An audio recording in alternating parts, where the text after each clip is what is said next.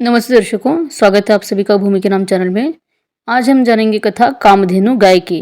कामधेनु ये एक गौ माता है और जिनका जिक्र पुराणों में और पौराणिक कथाओं में है। और पुराणों के अनुसार समुद्र मंथन से जो 14 रत्न निकले थे उसमें से कामधेनु एक है। और इसी तथ्य से हम यह जान सकते हैं कि कामधेनु गाय का भारतीय संस्कृति में कितना महत्व है। पुराणों के अनुसार कामधेनु गाय में समस्त देवता वास करते हैं और इसे नंदा, सुनंदा, सुराधि आदि नामों से भी जाना जाता है। कामधेनु को सभी गायों का मूल माता माना गया है और इसके हर अंग में चमत्कारिक शक्तियां हैं।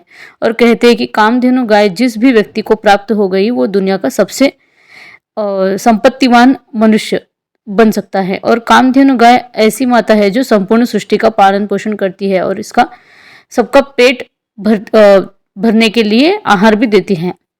कामधेनु गाय के बारे में कई पौराणिक कथाएं हैं और इसके अनुसार चाहे देवता हो या दानव, कामधेनु गाय को हर कोई पाना चाहता है। और क्योंकि कामधेनु जिस किसी के पास होती है वो सबसे शक्तिशाली बनता है।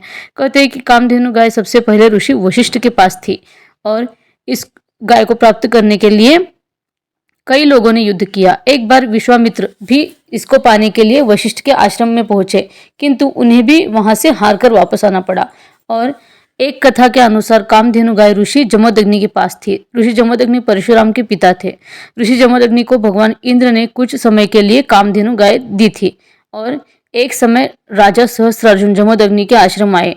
आश्रम में ऋषि द्वारा राजा सहस्त्रार्जुन का अच्छे तरह से स्वागत सत्कार किया गया। और सहस्त्रार्जुन ने जब ये देखा कि आश्रम में कोई खास सुख सुविधा के न होते हुए भी उनका स्वागत इतनी भव्यता से किया गया तो वे बड़े हैरान हुए। और तभी राजा की नज़र आश्रम में स्थित कामधेनु गाय पर पड़ी तो उन्हें तुरंत ही समझ आ गया कि ये सब चमत्कार गाय के प्रभाव से ही हो रहे हैं। और तब उन्होंने ऋषि जमदग्नि के पास कामधेनु को उन्हें देने के लिए कहा। और जब ऋषि ने मना किया तो उन्होंने इस गाय को पाने के लिए उनके आश्रम पर आक्रमण कर दिया और उसे ध्वस्त कर दिया। आश्रम को ध्वस्त करने के बाद सहस्त्रार्जुन ने बल का प्रयोग करते हुए कामधेनु को अपने साथ ले जाने का प्रयास किया, लेकिन तभी कामधेनु राजा के साथ से छूटकर स्वर्ग लोक चली गई और इस प्रकार सहस्त्रार्जुन को खाली हाथी लौटना पड़ा। जब परशुराम ने अपने पिता के आश्रम की ऐसी अवस्था देखी तो क्रोध में आकर उन्होंने राजा सहस्त्रार्जुन के देश जाकर उनका वध किया।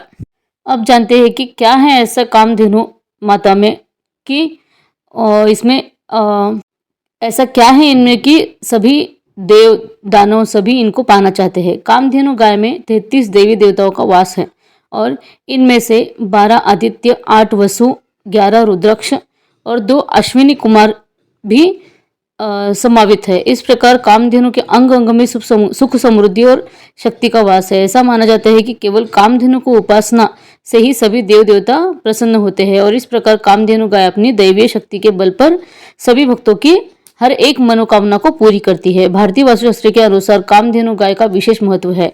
कहते हैं कि घर में एक विशेष स्थान पर कामधेनु की उनके बछड़े नंदिनी के साथ की प्रतिमा अगर रखी जाए तो उस घर में सभी जनों को आध्यात्मिक और भौतिक सफलता प्राप्त होती है, क्योंकि कामधेनु घर में सौभाग्य, समृद्धि और खुशहाली लाती है। इसके अलावा काफी लोग कामधेनु की प्रतिमा को भी अपने कार्यस्थल में भी स्थापित करते हैं और माना जाता है कि कामधेनु गाय कार्यस्थल में सफलता प्राप्त करने के लिए सबसे अनुकूल होती है। तो ये थी कथा कामधेनु गौ माता की और उनसे जुड़ी विशेषताओं की। अगर आपको कथा अच्छी लगी है तो चैनल को सब्सक्राइब करिए, लाइक एंड शेयर करिए। धन्यवाद।